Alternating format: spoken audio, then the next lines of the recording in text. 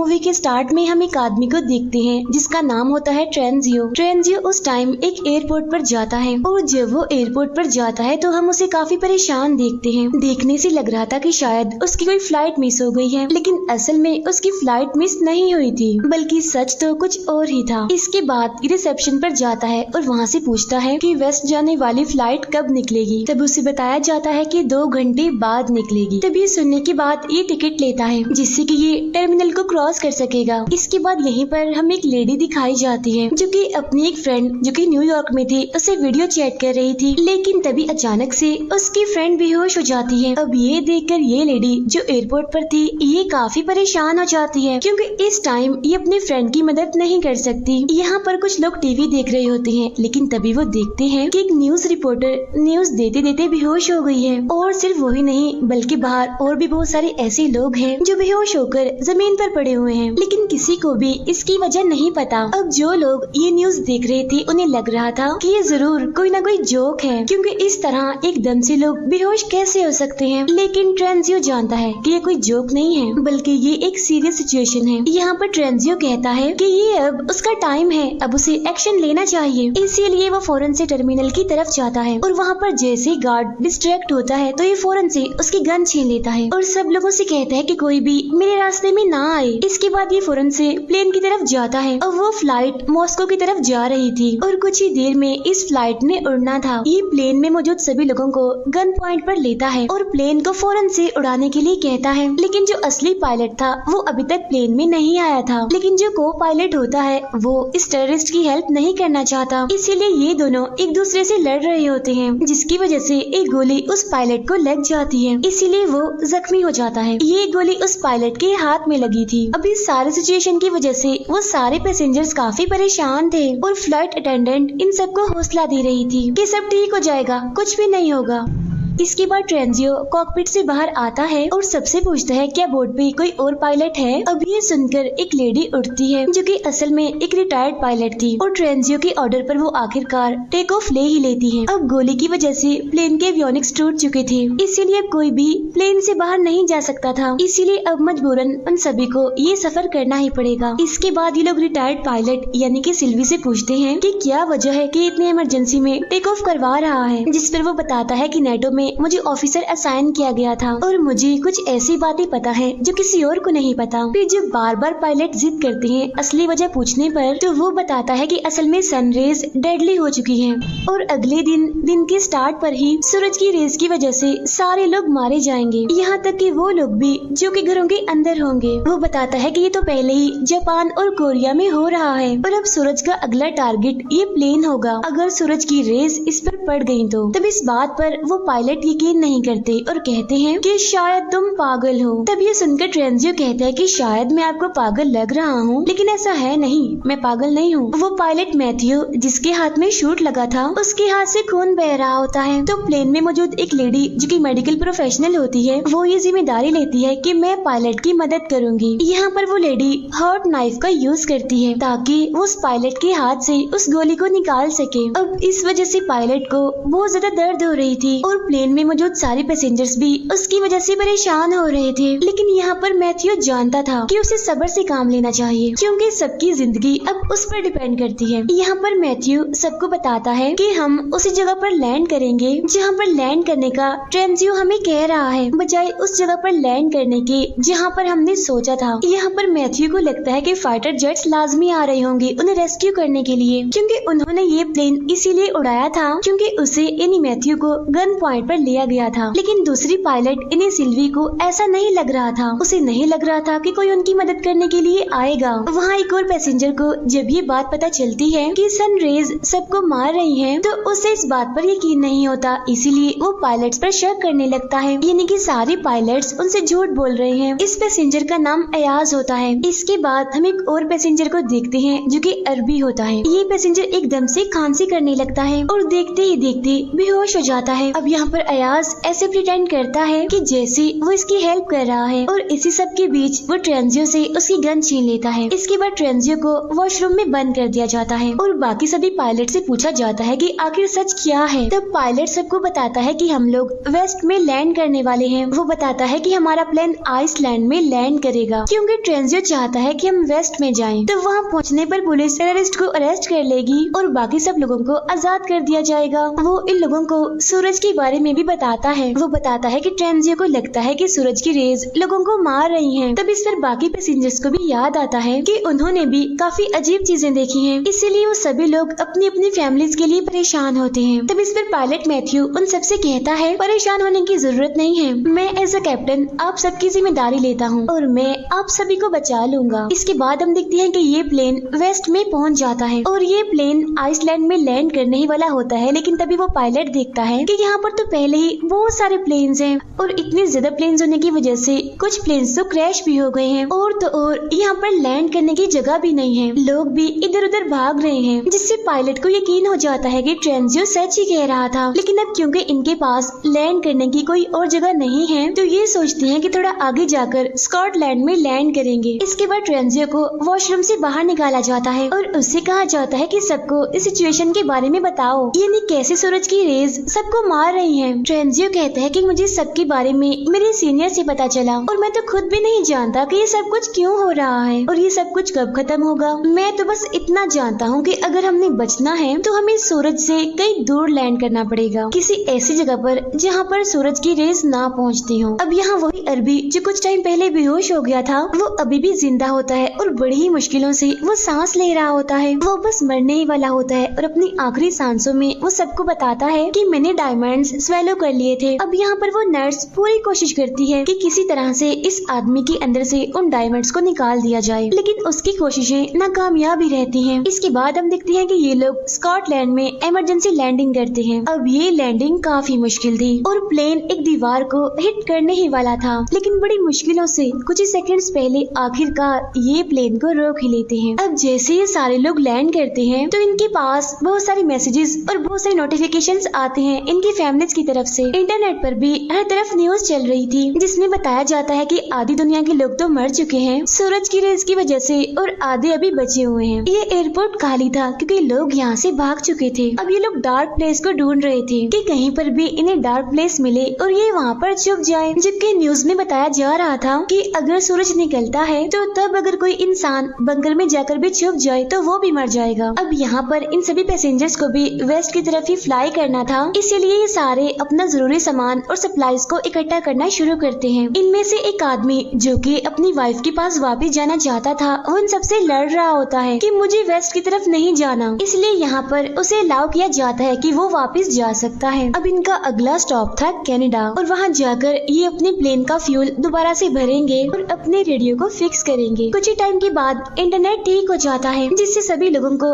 उनके मैसेजेस मिलने लगते हैं और ये मैसेजेस उन सबके प्यारों के आखिरी मैसेजेस थे क्योंकि अब उन सबकी मौत हो चुकी है। तभी एक आदमी सब लोगों को बताता है सूरज की वजह से लोगों की मौत इसीलिए हो रही है क्योंकि इसकी वजह पोलैरिटी है। अब इनमें एक आदमी था जो कि क्लाइमेट एक्सपर्ट था, वो ये जानता था कि सन पोलैरिटी क्या होती है। वो बताता है कि हर 11 साल के बाद सूरज का मैग्नेटिक फील्ड रिवर्स हो जाता है, लेकिन इस बार सूरज की रिवर्स होने की डेंसिटी थोड़ी कमजोर देखी गई। उसका कहना था कि जमीन में हर उस जगह पर गैमा रेज का ब्लास्ट किया गया है जहाँ जहाँ तक सूरज की रोशनी आती है और इन्हें गैमा रेज की वजह से ही लोग मर रहे हैं। अब इस थ्योरी को प्रूव करने के लिए भी इनके पास कोई रास्ता नहीं था, लेकिन तभी हम देखते हैं कि अयाज को एक नई रिपोर्ट मिलती है जिसमें बताया गया कि RAF के सर्विसमैन जो कि इन्होंने पिक किए हैं और इस टाइम इनके प्लेन में हैं, वो असल में टेररिस्ट हैं जो कि अफगानिस्तान से आए हैं। इन्हें अरेस्ट कर लिया गया था और इन्हें इनकी कंट्री में वापस लेकर जाया जा रहा था। बाहर हम देखते हैं कि उनमें से एक टेररिस्ट एक बूढ़े आदमी से लड़ रहा होता है और बाद में उसे धक्का देता है जिसकी वजह से उस बूढ़े आदमी की मौत हो जाती है। अब ये बात जब पायलट को पता चलती है तो मेन पायलट ये डिसाइड करता है कि वो उन टेररिस्ट को कनाडा में छोड़कर अपनी फर्दर एक दूसरी फ्लाइट लेंगे। इसके बाद ये लोग लैंड करते हैं और अब सूरज निकलने में सिर्फ 2 घंटे रह गए थे। यहाँ पर उन टेररिस्ट को कहा जाता है कि आप रेडियो को रिपेयर करने के लिए यहाँ आसपास कोई शॉप देखें। तब इस बात पर वो 2 पैसेंजर्स को अपने साथ ले जाने के लिए कहते हैं। वो कहते हैं अच्छा ठीक है हम शॉप ढूंढने के लिए जाएंगे, लेकिन साथ में जेकब और गैब्रियल को लेकर जाएंगे। अब यहाँ पर जेकब को तो सारे प्लान का पता था, लेकिन गैब्रियल को इस बारे में नहीं पता था। फिर जब जेकब और गैब्रियल टेररिस्ट के साथ जाते हैं तो जेकब उन टेररिस्ट को रूम में लॉक करता है और गैब्रियल को अपने साथ लेकर भागना चाहता है, लेकिन गैब्रियल जिसे प्लान का नहीं पता था वो उनको छोड़कर जाना नहीं चाहती थी। जेकब फौरन से प्लेन की तरफ भागता है क्योंकि उसके पास इतना टाइम नहीं था कि वो यहाँ पर खड़े होकर गैब्रियल को उसके साथ जाने के लिए मनाता, इसीलिए वो फौरन से ही प्लेन की तरफ जाता है, जबकि टेररिस्ट उसका पीछे कर रहे थे। यहाँ पर गैब्रियल इस सिटी में रह गई थी और उसके बगैर ही प्लेन टेक ऑफ कर लेता है और वो टेररिस्ट जो कि जेकब का पीछा कर रहे थे वो प्लेन की विंडो पर बुलेट से शूट करते हैं। अगर प्लेन अपना लेवल एल्टीट्यूड मेंटेन रखता है तो ये विंडो नहीं टूटेगी। इस प्लेन में एक बच्चा भी होता है जो कि काफी बीमार होता है और यहाँ पर अयाज उससे बात करने की कोशिश करता है कि शायद वो उसकी कोई हेल्प कर सके, लेकिन उस बच्चे की मदर उसे कहती है कि दूर रहो मेरे बच्चे से, इसे बात मत करो। लेकिन तभी इन्हें हवाई से किसी जगह से रेडियो सिग्नल्स मिलते हैं। अब इन सिग्नल से इन्हें पता चलता है कि हवाई में कुछ पैसेंजर्स हैं जो कि अंडर वाटर बंकर में हैं और उस बंकर की वजह से ही वो अभी तक जिंदा हैं। अब मैथ्यू पायलट उन्हें बचाने के लिए जाना चाहता था, तब दूसरी पायलट कहती है कि हमें तो ये भी नहीं पता कि मैसेज क्लियर भी है या फिर नहीं, इसीलिए उन्हें बचाने के लिए जाना शायद ठीक नहीं होगा, उन्हें बचाने के लिए जाना पागलपन होगा। तभी यहाँ पर ट्रेंजियो आता है और कहता है कि सारे फैसले कैप्टन ही ले रहा है, हम सब क्यों नहीं ले रहे। तभी वो सारे पैसेंजर्स को बुलाता है और यहाँ पर ये फैसला होता है कि सारे पैसेंजर्स वोट करेंगे और मिलकर फैसला करेंगे। लेकिन तभी अचानक से प्लेन में अलार्म बजने लगते हैं जो कि ये बता रहा था कि शायद प्लेन में कोई माल फंक्शन है, तो इसीलिए ये प्रॉब्लम को चेक करते हैं और मैथ्यू को ये बात पता चलती है कि वो टेररिस्ट जिन्हें कि ये पीछे छोड़कर आ रहे थे वो तो असल में इन्हें फॉलो कर रहे थे और उनमें से एक टेररिस्ट ने खुद को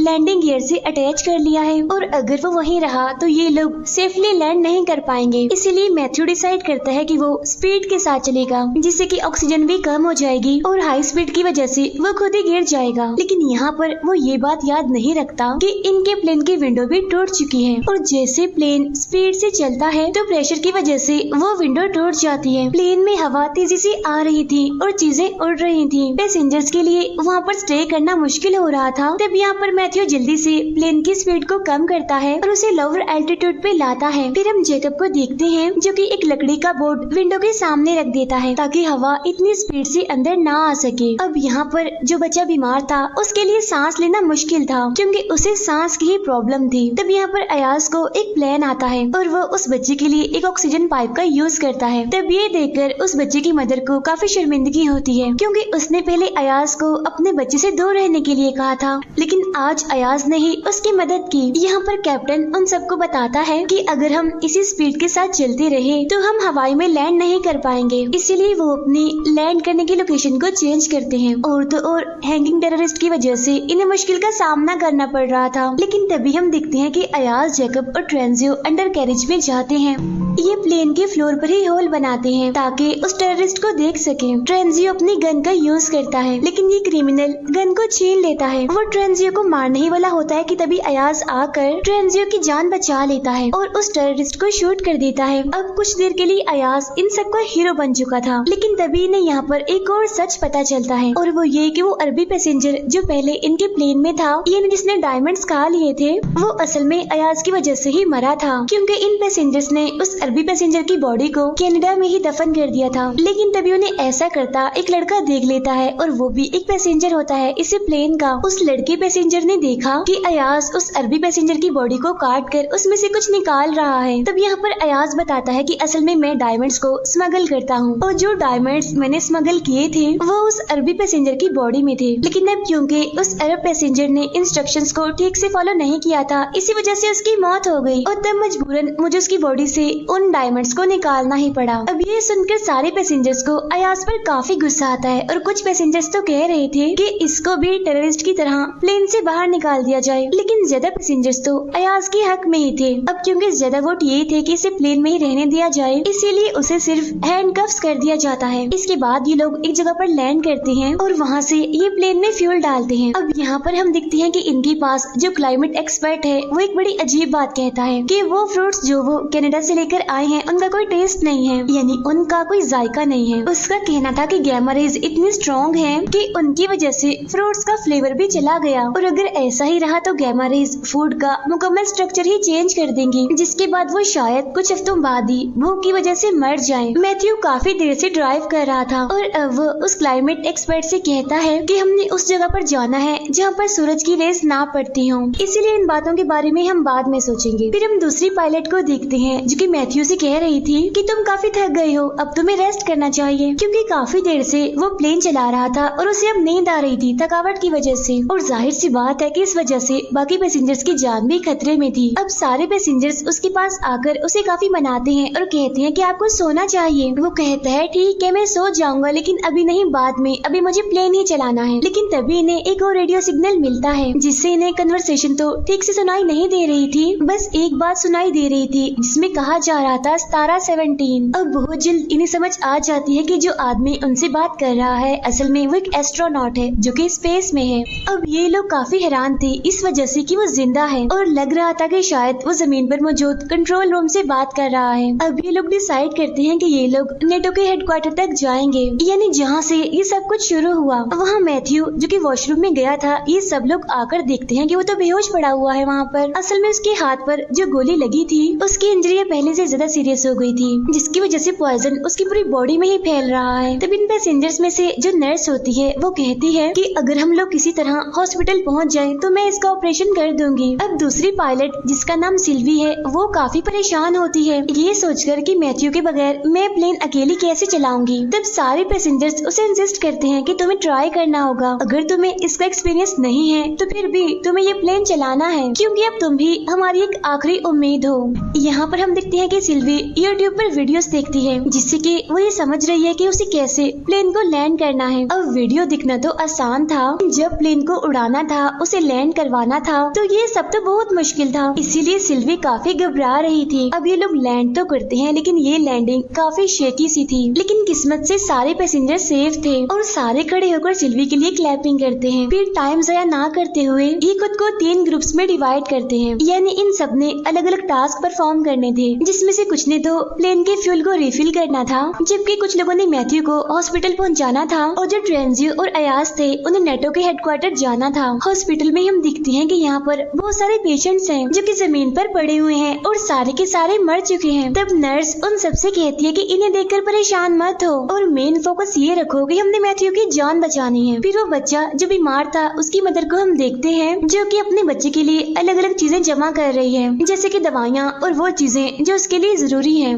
उधर हम देखते हैं नेटो के हेडक्वार्टर को, जहाँ ट्रेंजियो सबको कंट्रोल रूम में लेकर जाता है। अब इनके पास इतना टाइम नहीं था कि ये सारी फाइल्स को चेक करते, इसीलिए ये सर्वेलेंस वीडियो को देखने का डिसाइड करते हैं कि शायद इन्हें उन वीडियोस में कुछ मिल जाए। तब इनमें से एक मेंबर थोड़ा दूर होता है तो हम देखते हैं कि ट्रेंजियो की अयाज के साथ फाइट हो जाती है। यहाँ पर ट्रेंजियो एक्सीडेंटली अयाज को हिट करता है, जिससे कि अयाज बेहोश हो जाता है और उसकी बॉडी से बहुत सारा खून निकलने लगता है। वहाँ इनका एक दूसरा मेंबर जो कि एक रिकॉर्डिंग लेने में कामयाब हो जाता है। असल में इस रिकॉर्डिंग में कुछ ऑफिशियल्स बातें कर रहे थे। ये बातें एक डैम के नीचे बने बंकर के बारे में थी और उसी जगह का नाम था स्टारा 17, यानी सेम वही जगह जिसके बारे में इन्होंने रेडियो में भी सुना था। अब जिस लड़की ने ये रिकॉर्डिंग ली होती है उसका नाम रिक होता है। अब इन्हें जाकर ये बात अपने बाकी मेंबर्स को बतानी थी, लेकिन तभी हम देखते हैं कि ट्रेंजियो आकर रिक को बताता है कि मैंने अयाज को मार दिया है। तब रिक आकर देखता है कि उसकी पूरी बॉडी खून में लथपथ है।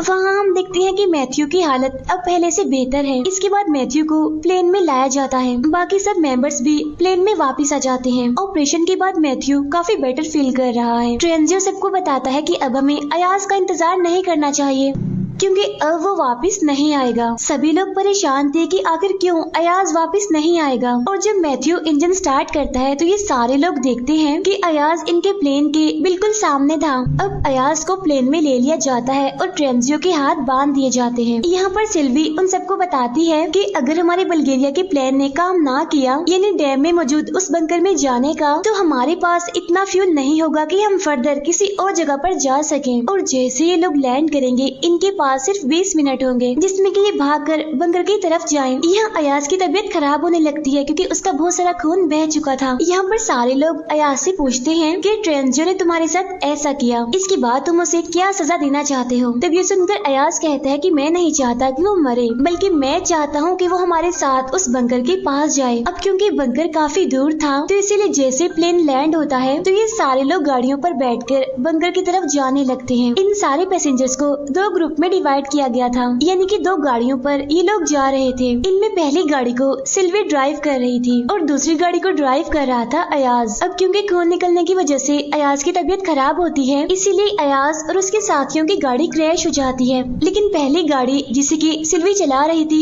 वो काफी दूर पहुंच चुकी थी। सिल्वी जल्दी से एक टर्न लेती है और एक आधे खुले हुए गेट से अंदर एंटर कर जाती है। अब एक पैसेंजर इस गेट को टच भी करता है लेकिन वो पीछे की तरफ गिर जाता है क्योंकि उस गेट में करंट था। अब इन्हें यहाँ पर ये बात पता चलती है कि इन्हें बटन को प्रेस रखना है जब तक ये सारे पैसेंजर्स अंदर नहीं आ जाते, और बटन प्रेस करना इसीलिए जरूरी है क्योंकि जब तक बटन प्रेस रहेगा तो गेट भी ओपन ही रहेगा। यहाँ पर ट्रेंजियो कहता है कि मैं बटन को प्रेस रखूंगा और तब तक सारे पैसेंजर्स अंदर आ जाएं। यहाँ सिल्वी ट्रेंजियो के हाथों को बांध देती है क्योंकि उसे शक था कि कहीं ट्रेंजियो उन्हें धोखा न दे दे, इन्हें जैसा कि उसने अयाज के साथ किया। वो ट्रेंजियो से कहती है कि तुम्हें तभी आजाद किया जाएगा जब सारे मेंबर्स अंदर आ जाएंगे, यानी कि वो सारे मेंबर्स भी जो कि अयाज के साथ उसकी गाड़ी में थे। ट्रेंजियो के हाथों को बांधकर सिल्वी और बाकी सारे मेंबर्स अंदर चले जाते हैं। उधर अयाज अपने सारे मेंबर्स को लेकर लेफ्ट टर्न लेता है, यानी वो एक डिफरेंट टर्न लेता है और वो एक डिफरेंट गेट से डैम की बंकर में एंटर करता है। अब क्योंकि ये लोग किसी और गेट से आए थे